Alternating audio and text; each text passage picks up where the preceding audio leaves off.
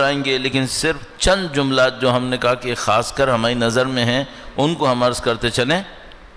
تو امام نے فرمایا کہ میں نے عبادت کی لذت چاہی تو اس کو ترک معصیت میں دیکھا، گناہ ترک کرنے میں۔ دل کی رقت چاہی تو اس کو بھوک اور پیاس میں، اور دل کی نورانیت چاہی تو اس کو غور و فکر اور گریہ وزاری میں دیکھا۔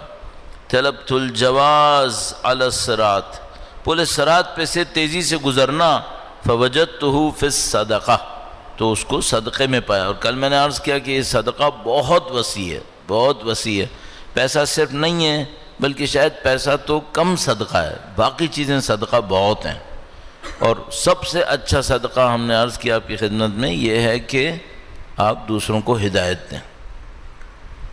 ایک بہت بڑی مشکل ہے آج کل واٹس ایپ وغیرہ کے اوپر، سوشل میڈیا پر ہے، کوئی بھی کام ہوتا ہے تو مثال کے طور پہ ایک میسج آتا ہے، دیکھو یہ کافر کا بنایا ہوا ہے کتنا اچھا ہے، اور یہ مسلمان، اس طرح کر کے ایک مقابلہ آتا ہے۔ تو کبھی کافر مسلمان کا آئے گا، کبھی پاکستان فلاں کا آئے گا، کبھی ایسے آئے گا۔ کیا فائدہ ہے اس سے؟ لوگوں کے دلوں کو نا امید کرنا چاہتے ہیں۔ نا امید کرنا بدترین گناہوں میں سے ہے۔ کیوں نا امید کر لو؟ اچھا مثال کے طور پر آپ نے کہا کہ کافر ایسے ہیں، تم مسلمان اتنے ہو، ایسے ہو ویسے ہو، اچھا زیادہ سے زیادہ کیا ہوگا؟ اس کی نظر میں آئے گا اسلام میں کوئی طاقت نہیں ہے۔ یہ اچھا پیغام ہے؟ کیوں بھیجو؟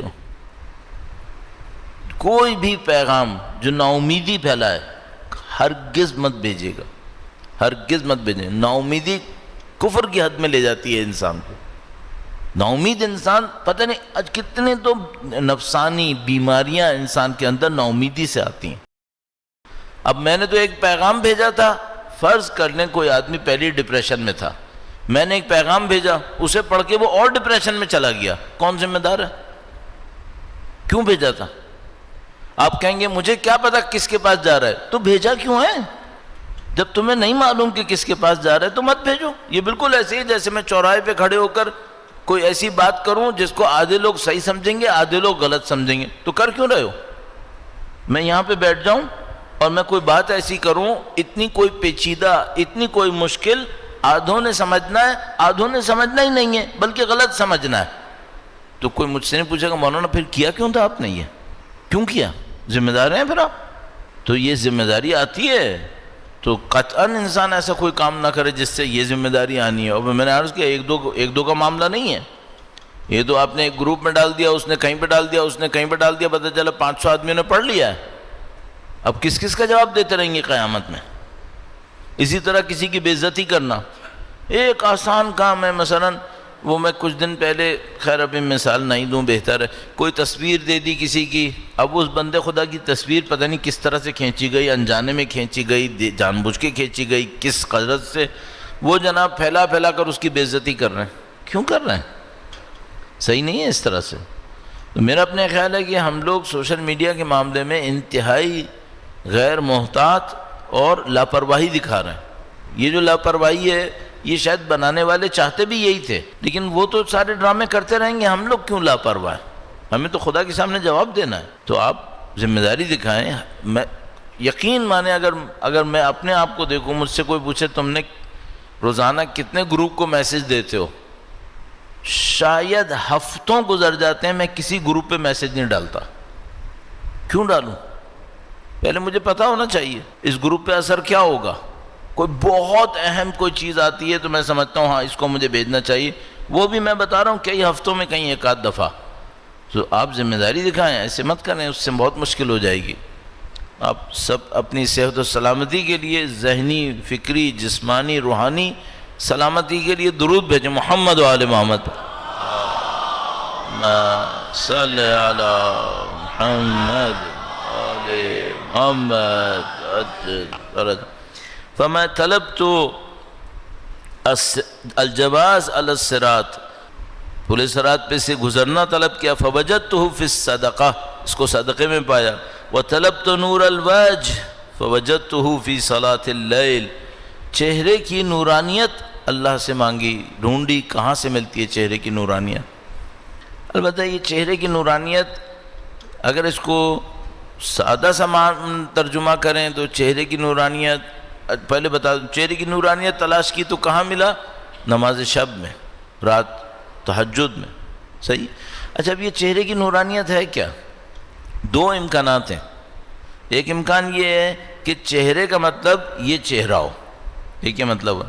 کہ مثلا جو آدمی نماز شب پڑھے گا اس کا دنیا میں چہرہ خدا اٹریکٹیو بنا دے گا.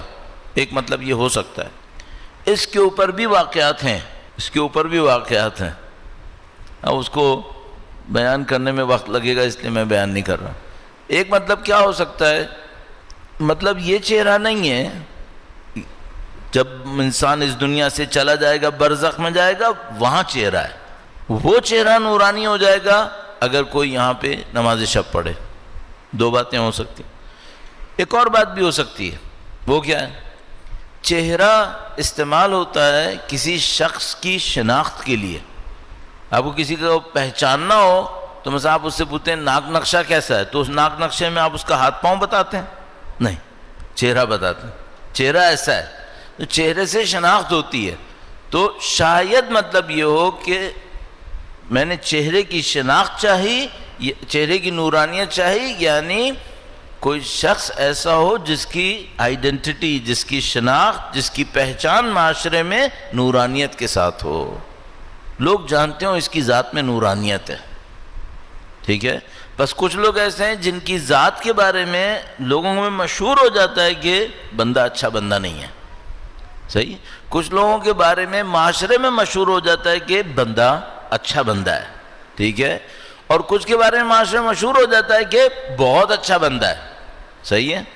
مثلاً جو برا ہے وہ کون ہے؟ جس سے لوگوں کو خیال ہوتا ہے کہ اس سے ہمیشہ شر آتا ہے، برائی آتی ہے.